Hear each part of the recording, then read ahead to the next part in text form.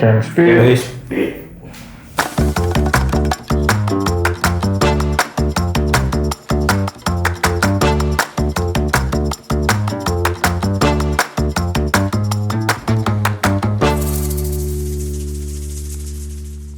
Jadi boleh diceritakan nggak sebenarnya sutradara ini deskripsi pekerjaannya itu apa saja? Secara general, sutradara itu adalah pemimpin kreatif di sebuah produksi. Deskripsi kerjaannya tentu saja sutradara mengikuti keseluruhan proses produksi dari awal sampai akhir. Di setiap produksi sendiri bisa berbeda-beda tergantung bagaimana posisi sutradaranya dalam produksinya. Ada yang mengikuti dari development, ada juga yang mungkin masuk di akhir-akhir development, baru mulai pre-production, production, post-production, lalu promosi. Dalam hal ini saya sendiri karena saya seorang sutradara dan penulis, jadi memang saya biasanya hadir di dalam sebuah produksi film sejak hari pertama film tersebut terjadi gitu. Jadi dari ide, deskripsi pekerjaannya di ide memang membuat proposal, pitching, mencari funding, pergi ke project market, mencari partner, mengutarakan idenya bersama dengan produser sehingga memang menjalin partner-partner yang mau bekerja sama di film tersebut. Setelah semua selesai, kita masuk ke pre-production. Biasanya saya mencari lokasi terlebih dahulu dan juga pemain. Dan karena saya menulis skenario saya sendiri, biasanya saya masih menulis ulang si skenario selama pre-production juga, menyesuaikan dengan apa yang saya temukan juga di lapangan, menyesuaikan dengan pemainnya, castingnya, menyesuaikan dengan lokasinya, lalu juga dengan diskusi-diskusi dengan para departemen kreatif di film tersebut. Kita menyiapkan set, kita menyiapkan konsep kostum, menyiapkan konsep kamera, menyiapkan semua kebutuhan syuting. Selama syuting, karena kita sudah menyiapkan semua yang kita butuhkan di selama syuting, jadi selama syuting kita memang menjalankan basically apa yang sudah kita siapkan. Lalu juga di segala kondisi memastikan bahwa setiap adegan yang ada di skrip mencapai emosi yang memang dibutuhkan gitu untuk filmnya nanti. Kita juga harus memastikan bahwa setiap shot, suara itu ada untuk kebutuhan editing yang kita inginkan. Paling besar juga bekerja dengan pemain, dengan blocking, dengan kamera, mengatur semua konfigurasi dari adegan tersebut. Lalu di post produksi kita akan bekerja dengan designers. Yang pertama adalah editor, gitu. Kita melihat secara keseluruhan materi yang kita punya, lalu menulisnya ulang gitu di editing sesuai dengan cerita yang kita inginkan, dengan bangunan struktur dan emosi yang kita inginkan.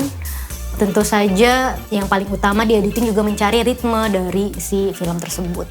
Setelah editing selesai, kita masuk ke grading dan juga mixing, mewarnai film tersebut sebenarnya, apa yang sebenarnya bisa lebih muncul dalam film tersebut secara warna dan kualitas gambar.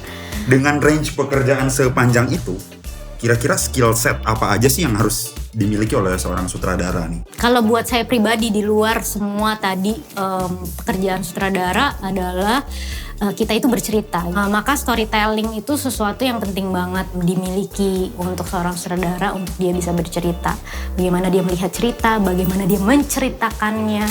Itu jadi hal paling besar sebenarnya. Dan dalam hal ini kita juga harus tahu bahwa kita bercerita lewat bahasa film. Bukan bahasa tulisan atau bahasa yang lain, tapi bahasa film secara spesifik. Ada nggak ya miskonsepsi paling umum yang ditemukan soal sutradara? Kayak orang nyangka, oh jadi sutradara tuh kayak gini. Padahal sebenarnya enggak gitu.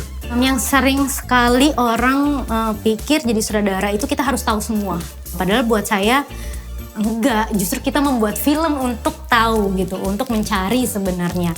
Dan di situ ada orang-orang yang kreatif gitu, kita nggak sendirian, kita bersama tim yang sebenarnya mereka juga punya ide-ide yang sangat bagus, mereka juga punya pemikiran-pemikiran yang sangat baik.